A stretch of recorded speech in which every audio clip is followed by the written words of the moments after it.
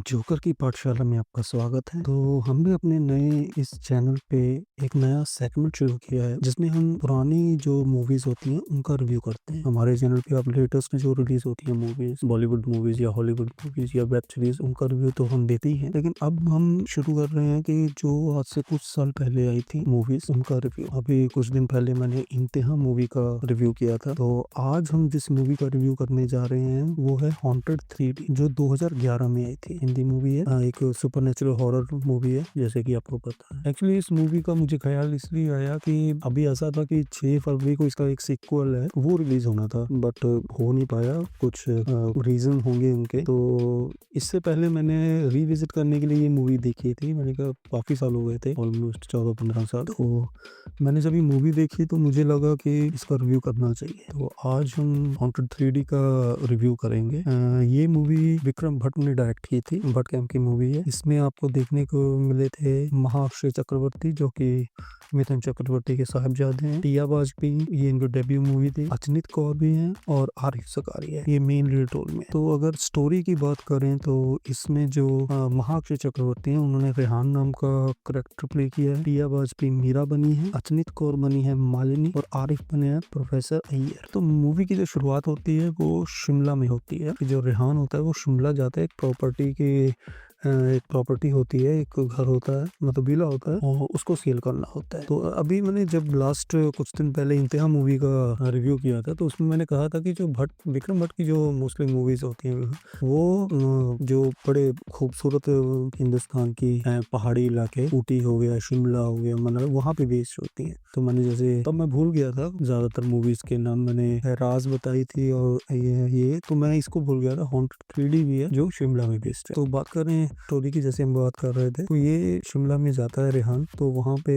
उसने वही property cell करनी होती है मूवीला को। तो वहाँ पे उसको कुछ सुपर नेचुरल इवेंट्स देखने को मिलते हैं। वो कुछ ऊपर जब वो देखता है उसको तो उसको पता चलता है ये इस घर में कोई मीरा सब्बरवाल नाम की कोई लड़की रहती थी जिसके साथ कुछ गलत हुआ था, रेप हुआ था। तो उसका जो पियानो टीचर था मिस्टर अय्यर, प्रोफेसर अय्यर, उसने किया था। ये बात थी 1936 की। तो या लेकिन अब चल रहा था 2011। तो एक तरह ऐसा होता है कि किसी ऐसा कुछ स्टोरी में आता है, एक मोड़ आता है कि जिसमें जो रेहान होता है वो 1936 में पहुंच जाता है कि उस वक्त जो चीजें हुई उनको बदलने के लिए, कि जो भी उस मीरा के साथ जो गलत हुआ था वो ना हो पाए, उस चीज को रोकने के लिए। तो मूवी में अब जानने के लिए कि क्या वो उस चीजों को जो 1936 में जो घटा था वो उसे चेंज कर पाता है कि नहीं कर पाता, अगर कर पाता है तो किस तरह करता है, वो जो इविल स्पिरिट होती है प्रोफेसर अय्यर की उसके साथ किस तरह वो डील करता है।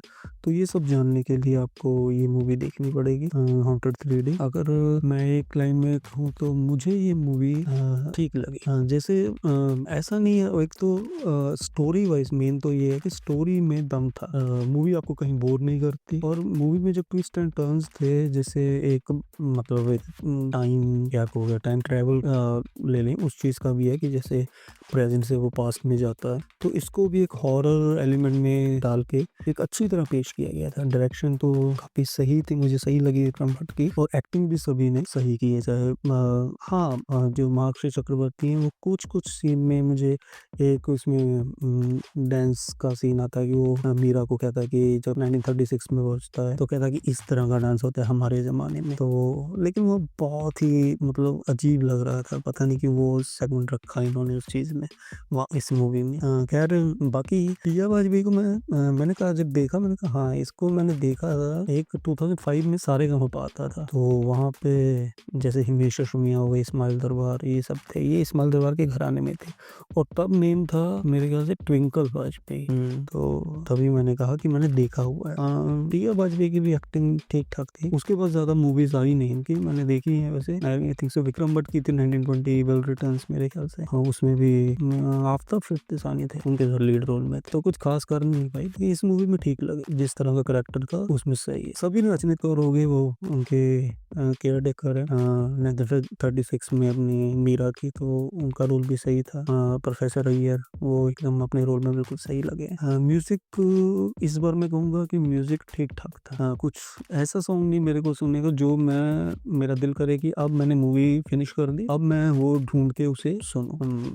मेरा मतलब ऐसा कोई सॉन्ग स्टेप नहीं किया कि वॉव! मतलब ऐसा भी नहीं कि कोई बुरा लगे, गाने ठीक थे, ओके थे, लेकिन कुछ ऐसे नहीं कि जो माइंड में रह जाए। तो मैं यही कहूँगा कि आप एक बार इस मूवी को ट्राई कर सकते हो, जब तक अब पता नहीं अब इसका जो सीक्वल है कब रिलीज़ होगा। तैयार हो चुकी है, रिलीज़ के लिए तैयार है, लेकिन कुछ विक्रम भट्ट के कुछ मतलब पर्सनल इश्यूज़ हैं, कुछ है, उसकी वजह से रिलीज़ नहीं हो पा रही। बाकी जब होगी तब देखें, लेकिन तब तक आप ये मूवी एक बार ट्राई कर सकते हो, देखोगे। एक तो आपको रिकैप मिल जाएगा, ऊपर से आप अगर नहीं देखी तो आप बोर भी नहीं होगे। आपको एक अच्छी ऐसे नहीं लगेगा कि 14-15 साल पुरानी मूवी है। आज के ज़माने में भी, आज के वक़्त में भी ये मूवी आपको सही लगेगी। तो आज के लिए इतना ही रिव्यू में। अब आगे मिलेंगे किसी और नई मूवी के रिव्यू। एक्चुअली एक कोहरा का सीज़न 2 आ रहा है, अब नेक्स्ट मैं उसका रिव्यू करूँगा। मेरे चैनल पे और भी कई मूवीज़ के रिव्यू आप उन्हें भी देख सकते हैं। तो मिलते हैं अपने अगले रिव्यू में, तब तक के लिए ओके।